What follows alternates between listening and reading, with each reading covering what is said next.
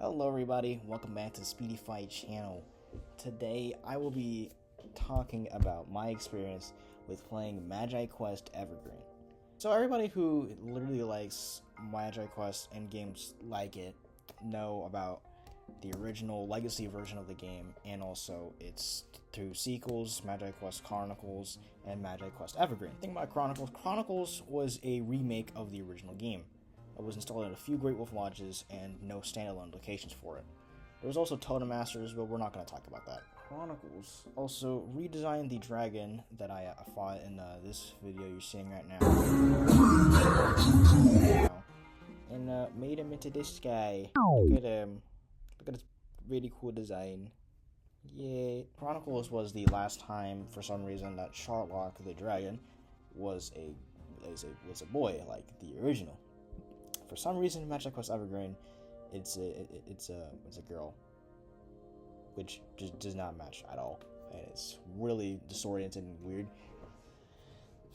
Why would you do this, Great Wolf? Why would you do this? The theming itself of Evergreen is kind of bland compared to the legacy version of the game. I haven't played Chronicles, so I wouldn't be able to say anything about Chronicles. In the legacy version of the game, at least in the location I went to, which was the Grapevine location, they had 8 floors filled with MagiQuest, something to do with MagiQuest on every floor. Now, for some reason, Evergreen only has 4 floors of that stuff. Now, me critiquing the lodge itself is going to be another video that's probably going to come out in like a month or a week or so. I don't know, whenever I decide to finish editing it. So, the thing is with Evergreen is that the story is kind of just bland-ish. It's kind of also too kiddie for the type of game it was before. It's not like the original was not made for kids. Like, it wasn't just like, oh, we gotta be an adult or a teenager to go play this game. Because no, kids who play that original version of the game. It's just that version was made for all ages, and it looks like they turned the knob from all ages to little troglodytes to play this game. Even though Evergreen isn't like that much of a kid's game, like you have to still know what you're doing in order to complete the game. I did meet one person though who was able to speedrun the whole game in like a day, so that's just how short it is, I guess. Now, like you're seeing here, the characters and stuff, they're kind of they look better than how Legacy was looking. And also Legacy is what I'll be referring to as the original version of the game for this whole video. The thing about Evergreen as well is that they had this thing called the Source Tree.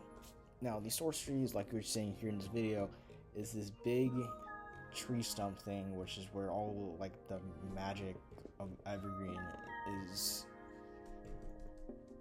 And I didn't get any footage of the first boss fight, but the first boss fight was literally an eyeball on a tree branch. Well, on the Source Tree, but whatever. It was literally just, okay, you gotta go and cast your wand at the thing. Another thing is, speaking of wands, is that the wands kind of look really fugly. Like, I didn't take any pictures of them, but if I find a picture of some of the new wands, I will put them up right now.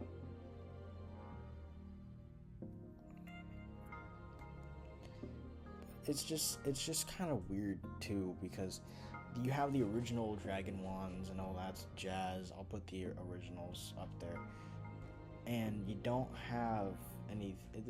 I mean, like, you can use the original toppers, but like the stuff that comes at the end of the wand, they didn't do the same things they did in Legacy. Now, so for the people who don't know what the hell I'm talking about, the toppers are like these things you put at the end of your wand to like a dragon or something that I'm going to put on screen right now that would give you special powers. Like in the original, if you had the special dragon one, after you defeated Charlock the red dragon, you can use his power just to go and assault the silver dragon later on, which I did several times last time I was at the Grapevine before they renovated it. If you are brave enough and have the power to defeat him in a duel. A few moments later.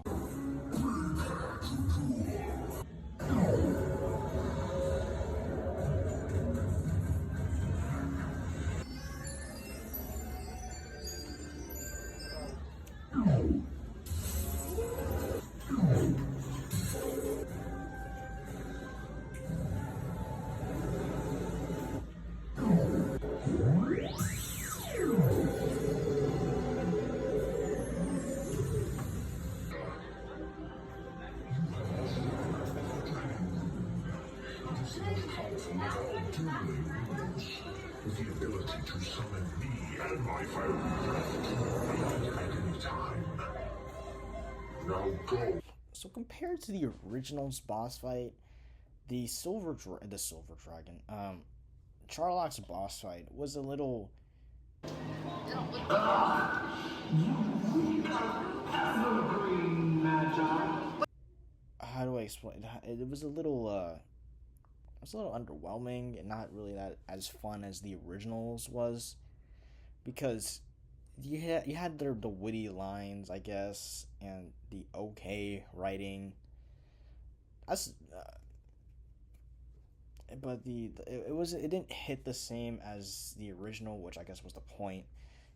Apparently the boss fight, the model for Charlock was based off of the Chronicles version of the game, which is where I got the plushie from and everything. They also turned my boy into a marketable plushie. No, you gave him the 12. Look at how derpy the dragon is, guys. So I Look have. at this derpy dragon. This is what Charlock has been reduced to. He's been reduced to being sellable merchandise. He's been transformed into profitable merchandise. Look at him. And I kind of want him. There's 4 of them. How did they turn him into a marketable plushie? What did they do to bro? Is that the boss fights were a little underwhelming. I like the goblin fight. That was my favorite, I guess, of the two. It just kind of sucked. Of the 4, I guess. Because it kind of sucks to me because I was really expecting the dragon fight to be that boss fight that I really liked a lot. Now, I couldn't beat the original version of the goblin fight. Maybe in like a year or so, I'll post a video of me killing the Goblin King or something.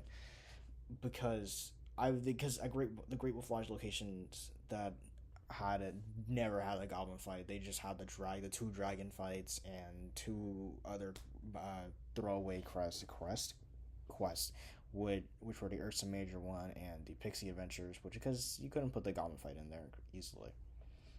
Which I guess makes sense because they are lodges and you needed some special area to go fight them. Another thing while I was playing, I always thought that some of these new characters were a little annoying or poorly written. Like this blue bastard right here. This one, she was annoying as hell, and no, it's not because she was a woman. Those people who are trying to find like a damn. It was simply because that she's just not she's like annoying. She's annoying as hell. I did like some of the like ambient areas they did with Evergreen, at least the Great Wolf Lodge that I went to.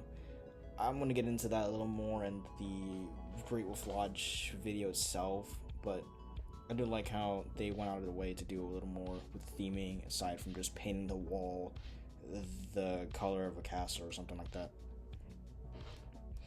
The crystals design in Evergreen is a little. I don't know if that's just because I don't know if it's because I played Legacy longer, but they don't look that great-ish. I mean, they look fine for crystals, but like you can't. It just kind of look like you're in a damn cave, and it's kind of off-putting if you're like in the damn tree zone or the top of the area, and there's not really a lot of rocks there, and it's just like, oh hey, there's a crystal right here, fellas. And it's like, what the hell? I was in the tree area. I don't know what random stack of boulders was right in front of me. The goblin fight, like I was mentioning earlier, that one was a good fight.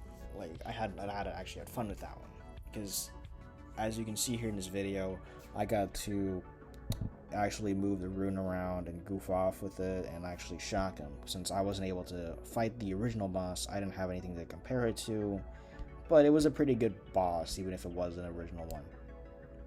There wasn't really anything else to do after you beat the game, except for opening a random chest.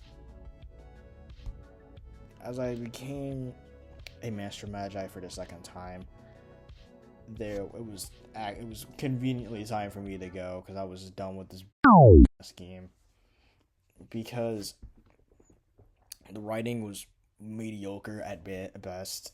the bosses kind of sucked, except for the Goblin King one. I don't know how the hell you fought the dragon boss fight. I will put up a video later of me just like the unedited clips with audio of me, well, not unedited, but whatever, the clips of me actually playing through Evergreen, so you guys can get a better perspective. And if that's out by now, if I'm releasing these both at the same time, then it would be right here for you to, you know, the kid. Also, while you're here, you should totally like and subscribe. Did you know that in YouTube that if I say like, then the like button actually goes and glows? You should go rewind the video and go watch it while that goes, and you should just look at the like button. Maybe it happened again. Who knows? And you should also subscribe, because that button also glows. Now, after you guys have done that, we're gonna go back into the video. Let me talk about the final boss fight. Now, the final boss fight has you going through the back up to the Forbidden Clearing, which in my case was the 4th floor at Grapevine's Great Wolf Lodge. And then you have to go fight a literal tree. Wow, so imaginative and cool, and what a creative boss.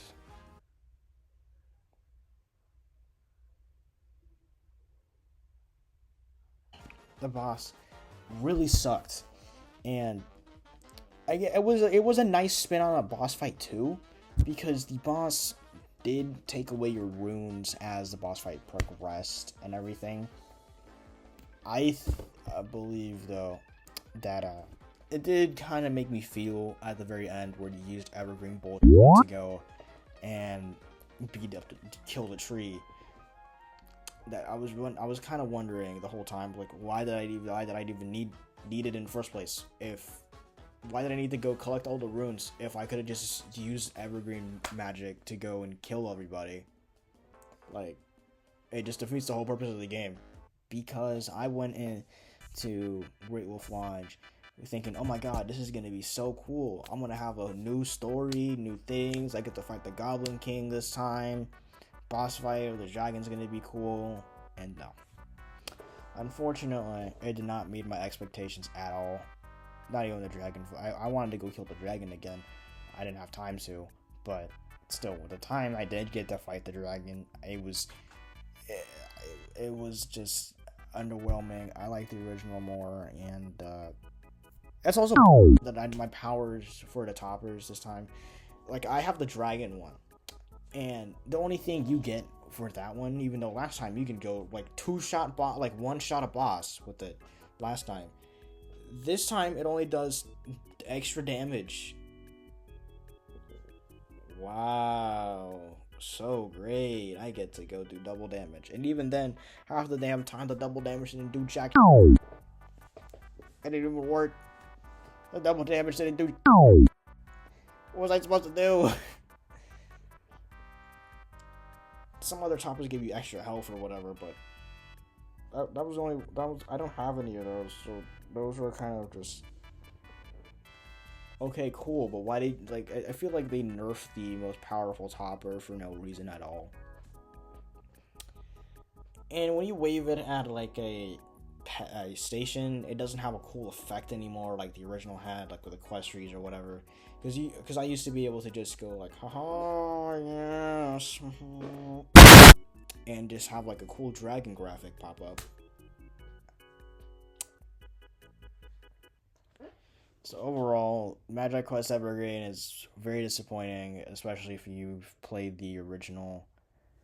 And I'd say it's not even worth it to play anymore, unless you want like a mediocre ass story, or you're just bored and want to go be a completionist.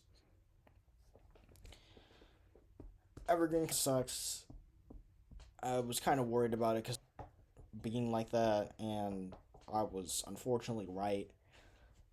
And maybe don't go and play it. Maybe just go do something else, or just don't go to a Great Wolf Lodge to play that specifically Evergreen. The website will tell you which version of the game you're going to be playing, but if it's going to be something like that, then yeah, I don't know, man. Anyway, with that out of the way, comment, like, and subscribe, And hopefully in the future I'll be able to do some more MagiQuest content that's not just bitching about Evergreen. Anyway, yeah, comment, like, and subscribe, and I will see you guys in the next one. Bye.